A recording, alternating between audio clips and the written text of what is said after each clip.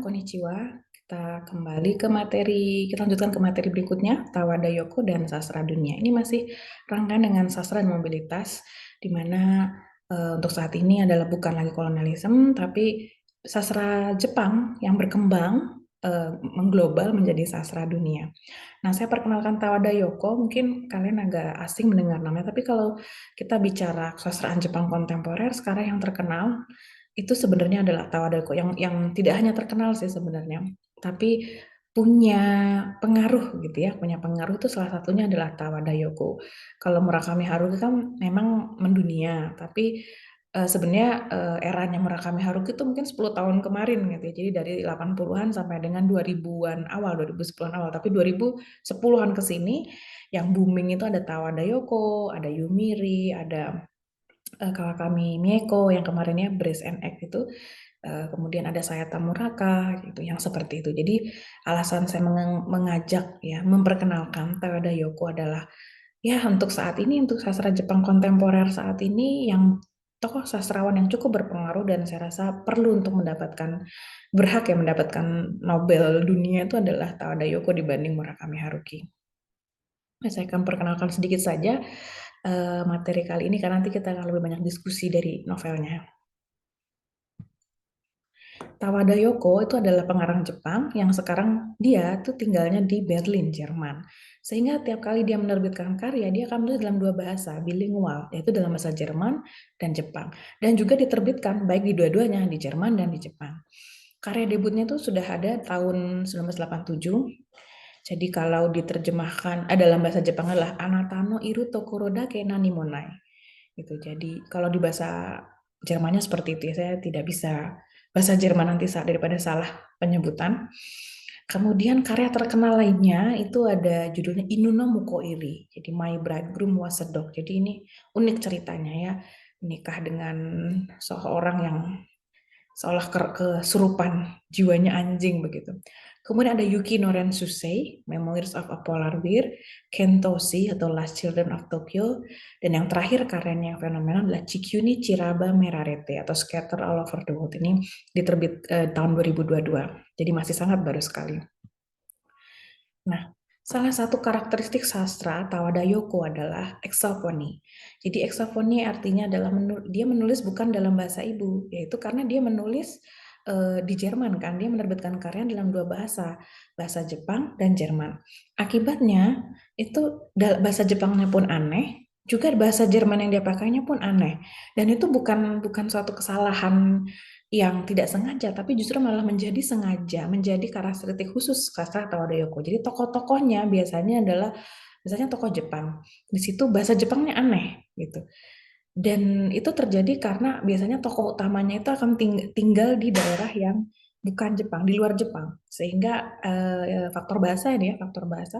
Jadi sehingga pendidikan bahasa yang didapatkannya ya bahasa asing kan gitu. Kita mau nulis dalam bahasa ibunya sendiri, ketika dia bicara dalam bahasa ibunya sendiri, bahasa Jepang aneh, tapi juga ketika bicara dalam bahasa asing yang ditinggali itu aneh. Nah, ini kan ada dari dua persilangan ini ada masalah identitas di sana yang terlihat dari bahasa. Nah, eksofoni ini juga akhirnya yang kemudian salah satu bentuk konkret sebenarnya atau cerminan dari yang disebut dengan sastra transnasional. Karena ini sudah konteksnya nggak bicara sastra Jepang dalam Jepang tadi lagi ya, kalian nggak, ini sudah bukan konteksnya Mori Ogai, Natsume Soseki, atau sastrawan-sastrawan Jepang kanan lainnya. Tapi eksofoni ini menjadi unik karena ini orang yang punya dua identitas. Dia bicara bilingual, dia menulis bilingual ya dalam dua bahasa, sehingga ada gap atau ada masalah identitas ya, ada dilema identitas di situ, ada apa istilahnya itu, interaksi antara dua budaya, dua negara, dua bahasa yang terangkum dalam satu karya, dalam satu bentuk kesastraan yang kemudian disebutkan transnasional literatur. Trans itu kan antar ya, nasional atau lintas-lintas bangsa, itu sastra lintas bangsa yang kemudian dari sini berkembang menjadi sastra dunia, world literatur. Jadi kalau sebelumnya itu Murakami Haruki yang dianggap sebagai, jadi bukan lagi punya sastra Jepang, tapi dia sudah dianggap sebagai world literatur, sastra dunia, hanya karena karyanya itu banyak diterjemahkan ke dalam berbagai bahasa. Jadi karya Murakami Haruki kan paling terkenal ya, jadi begitu dia publish langsung diterbitkan di berbagai macam bahasa sehingga mendunia. Nah, kalau konteks world literaturnya Tawada Yoko adalah dia menulis dengan eksoponi sehingga ada dari bahasa Jepang itu mengglobal tapi juga bahasa asing itu jadi kejepangan gitu, ada apa istilahnya globalization yang istilah-istilah seperti itu. Nah, ini karakteristik sastranya Tawada Yoko adalah eksoponi. Dan ini menarik karena kalau kita bicara konteks dunia sekarang kadang kan sudah tidak ada lagi apa ya batasan-batasan apa batasan wilayah, batasan kebangsaan itu kan sudah tidak ada lagi. Kadang sekarang istilah yang keren adalah apa global citizen gitu ya istilahnya. Jadi cocok dengan perkembangan dunia ini gitu karakteristik sastranya Tauda Yoko ini. Nah, karena dia tidak menulis dalam bahasa ibu, juga bahasa ibunya juga aneh, bahasa asing yang dipelajarinya juga mungkin tidak 100%, namanya juga orang asing ya, tidak 100% bagus, sehingga bahasa yang muncul dalam karyanya itu kerapnya tidak natural, jadi fusi zeng gitu ya.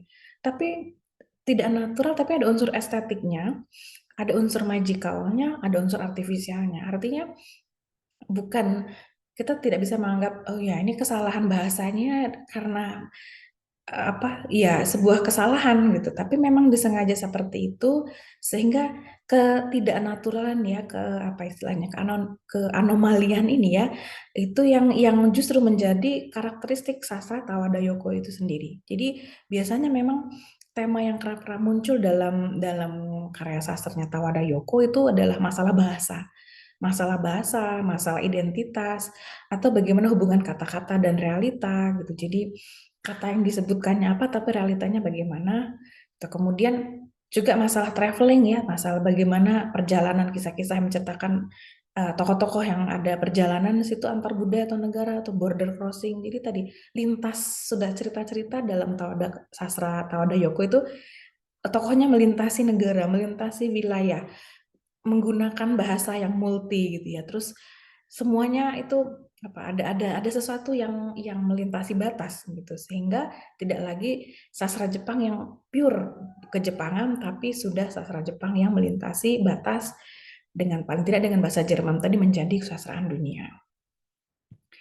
Sekarang tentang novel Chikyu ni Chiraba Merarete ini atau Scatter All Over the World ini diterjemahkan ke dalam bahasa Inggrisnya pas tahun 2022. Memang temanya ini distopian, jadi bercerita tentang seorang Jepang yang sedang studi di Swedia. Jadi dia satu-satunya orang Jepang yang terselamatkan di bumi karena pada saat itu negara Jepang tenggelam. Jadi orang di dunia tidak ada pada saat itu Jepang itu tidak ada. Jepang sudah tidak ada, tenggelam. Nah, dia terselamatkan karena dia sedang ryugaku di Swedia. Sebagai satu-satunya orang Jepang yang tersisa di bumi, ia mencari orang yang sebangsa, sebahasa ibu dengannya di muka bumi ini. Nah, perjalanannya ini membawanya bertemu orang-orang baru, di mana orang-orang baru tersebut antara lain tokoh-tokoh yang muncul adalah pengungsi, ya refugee, imigran, transgender, atau orang dengan double identity. Nah, saya rasa dari cerpen ini menarik sekali karena ini temanya sangat novel ini ya sangat menarik sekali karena temanya sangat berhubungan dengan sekarang. Ada masalah pengungsi, masalah migran, kemudian transgender, orang-orang dengan double identity. Itu masalah yang sedang terjadi, saya rasa di dunia ini topik yang memang sesuai dengan situasi saat ini. Tapi bagaimana melihatnya dari perspektif orang Jepang yang tinggal di luar Jepang, di Jerman. Orang Jepang yang mungkin mengalami masalah double identity juga yang sama. Jadi nanti untuk di kelas kita akan mendiskusikan karya ini, melihat para karakter yang ada dalam cerita, kemudian mungkin kita bisa petakan ya perjalanannya kemana saja. Kemudian dari situ kita akan melihat bagaimana sih sastra dunia dalam konteks Tawada Yoko, bagaimana sih eksoponi itu sebenarnya seperti apa, bagaimana bahasa yang apa tadi magical, bahasa yang tidak dalam bahasa ibu tadi yang permasalahan bahasa yang ditulis oleh Tawada Yoko dan itu sebenarnya adalah refleksi dari bagaimana sebenarnya dunia ini atau bagaimana sebenarnya orang Jepang melihat dunia yang lebih luas dari mereka. Bukan dunia Jepang saja, tapi dunia secara global. Mungkin itu saja dari saya. Nanti kita bisa bahas lebih lanjut dalam diskusi novelnya. Aicho de mata.